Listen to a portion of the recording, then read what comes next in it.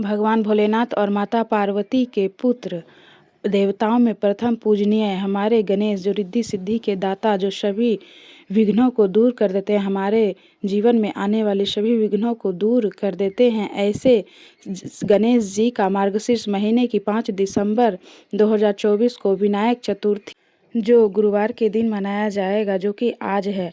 तो मैं आज आप लोगों को विनायक चतुर्थी की कथा सुनाऊंगी। तो आप लोगों का स्वागत है रजनी रोहित सिंह यूट्यूब चैनल पे।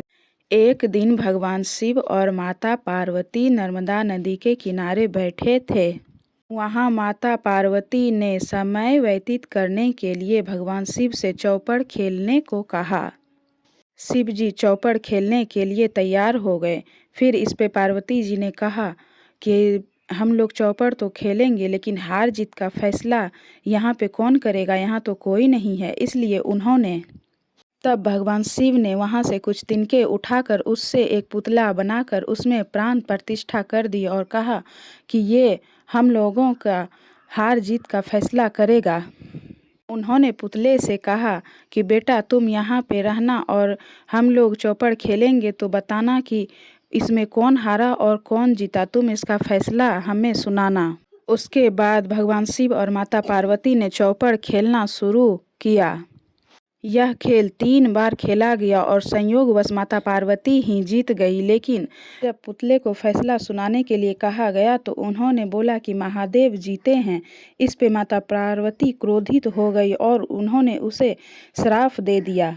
उन्होंने लड़के को लंगड़े होने का और कीचड़ में पड़े रहने का श्राप दे दिया। इस पर उस पुतले ने कहा कि मुझसे अज्ञानतावश यह हो गया है, कृपया मुझे क्षमा करें। द्वारा क्षमा मांगने पर माता पार्वती ने कहा कि गणेश पूजा के लिए यहाँ नाग कन्याएं आएगी। उनके कहे अनुसार तुम व्रत करना, इस व्रत से तुम मुझे प्राप्त करोगे। इतना कहकर माता पार्वती और भगवान शिव वहाँ से कैलाश चले गए।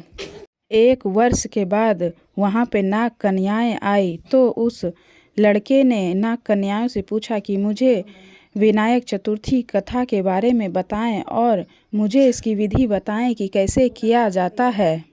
उस लड़के ने 21 दिन लगातार गणेश जी का व्रत किया। उसकी श्रद्धा से गणेश जी उस पर बहुत प्रसन्न हो गए और उन्होंने उसे वरदान मांगने के लिए कहा। उस पर उस लड़के ने कहा कि हे विनायक, मुझे इतनी शक्ति दीजिए कि मैं अपने पैरों से चलकर अपने माता पिता के साथ कैलाश पर्वत पर निवास करूं और वो मुझे देखकर बहुत प्रसन्न हो। तब बालक को आशीर्वाद देकर विनायक अंतर्ध्यान हो गए और वो लड़का कैलाश पर्वत चला गया। वो कैलाश पर्वत पर देख के महादेव बहुत प्रसन्न हुए। चौपड़ वाले दिन से माता महादेव से रुष्ट हो गई थी, तो महादेव ने उस लड़के के बताए हुए नियम अनुसार 21 विनायक चतुर्थी का व्रत किया और इससे माता प्रसन्न हो गई। तब उन्होंने शंकर जी ने पार्वती को इस कथा के बारे में बताया और कहा कि तुम्हारी जो भी इच्छा है तुम भी इस व्रत को करो, इससे तुम्हारी वो इच्छा पूर्ण हो जाएगी। इस व्रत के बारे में जानकर माता पार्वती को अपने बेटे कार्तिकेय से मिलने की इच्छा जागृत हुई। तब उन्होंने इस व्रत करने का निश्चय किया। माता पार्वती ने 21 गणेश जी का व्रत किया और उन्होंने दुर्वा, लाल फूल और मोदक लड्डुओं से उनका पूजन अर्चन किया। व्रत के 21वें दिन कार्तिकेय जी स्वयं माता पार्वती से मिलने के लिए आ पहुँचे। तब से लेकर आज तक यह गणेश चतुर्थी का व्रत मनोकामनाओं को पूर्ण करने वाली व्रत में गिना गया है। यह व्रत करने से मनुष्य की सारी मनोकामनाएं पूर्ण होती है और सुख समृद्धि आती है। तो आप लोगों को विनायक चतुर्थी व्रत की हार्दिक शुभकामनाएं। अगर आप लोगों को मेरी वीडियो अच्छी लगे तो एक लाइक ज़रूर करें।